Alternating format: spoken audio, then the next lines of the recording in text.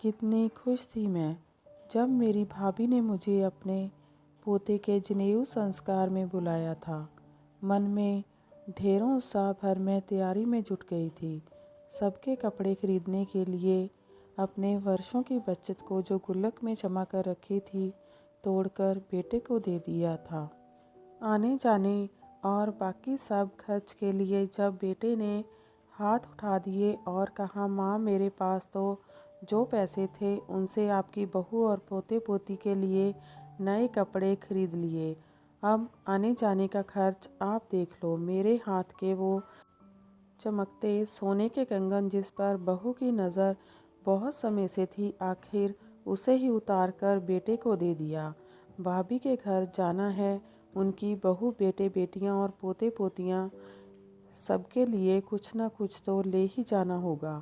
खाली हाथ मायके कैसे जाऊंगी।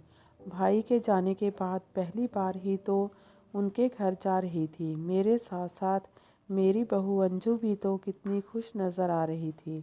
रोज़ बाजार जाती और नए नए कपड़े चप्पल जूते खरीद कर लाती। मन तो मेरा भी करता था कि कम से कम 2 जोड़ी कपड़े तो अच्छे मेरे पास भी होते। और मेरी चप्पल तो इतनी घिस गई थी कि अब नंगे पैर चलना ज़्यादा अच्छा था। कंकड़ और कांटे चप्पल में फंसते तो सीधा मेरे पैर में नहीं हृदय पर ही घात कर जाते।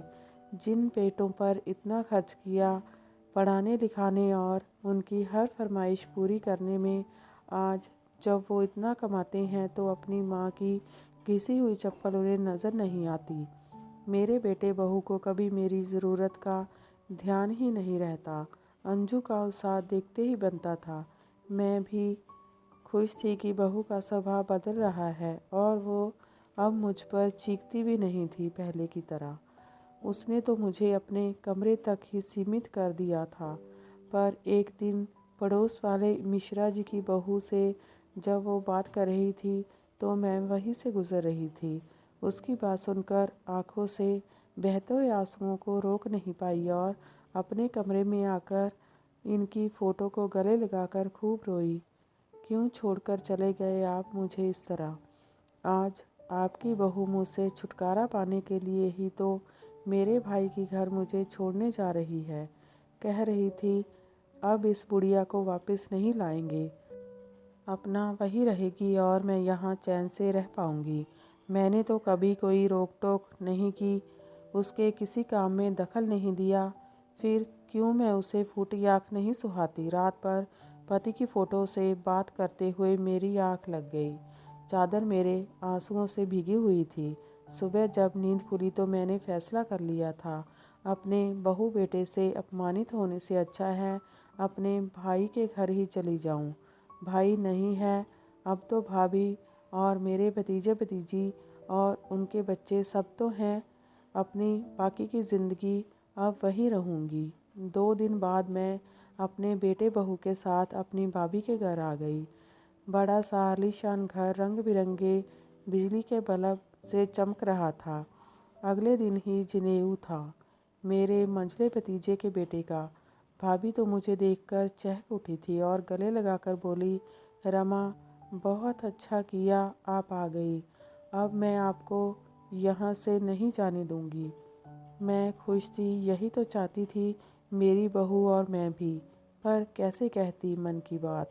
रास्ते भर भगवान से यही मना रही थी कि भाभी मुझे अपने पास रोक ले।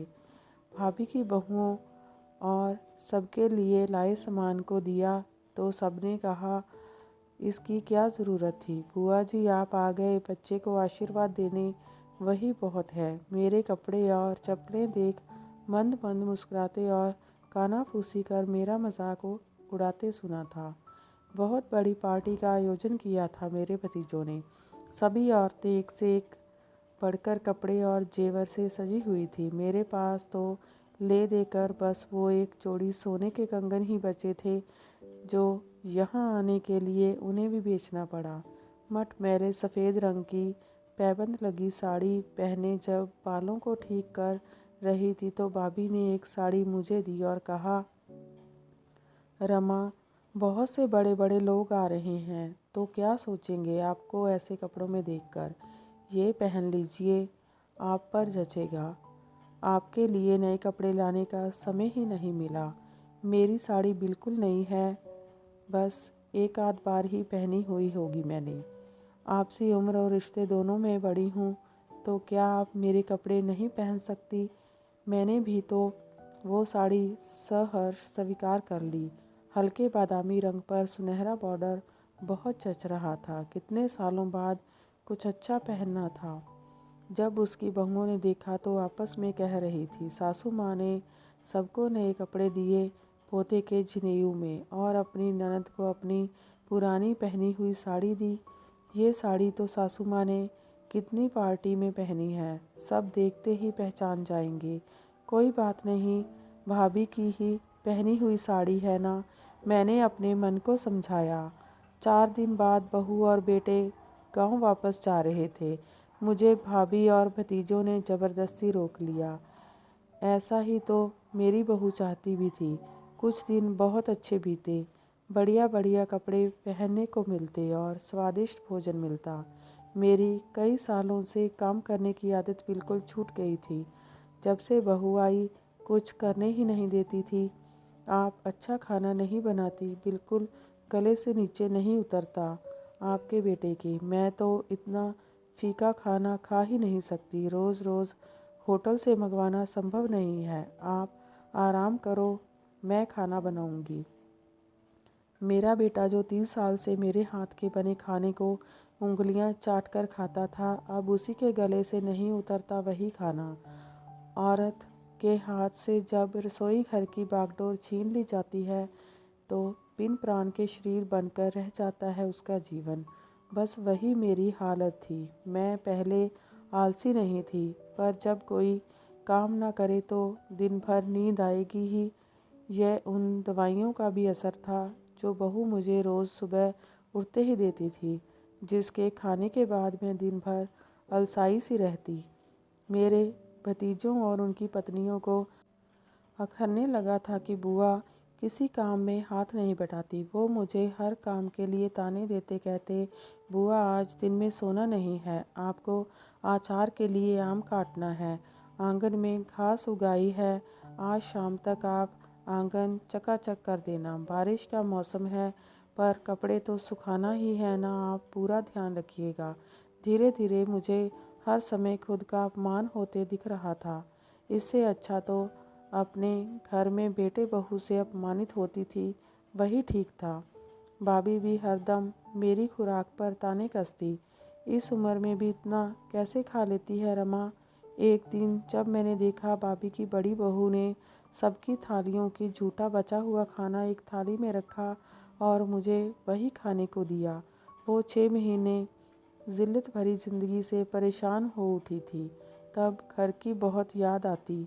मैंने छोटे बेटे को फ़ोन करके बुला लिया और वापस अपने घर आ गई।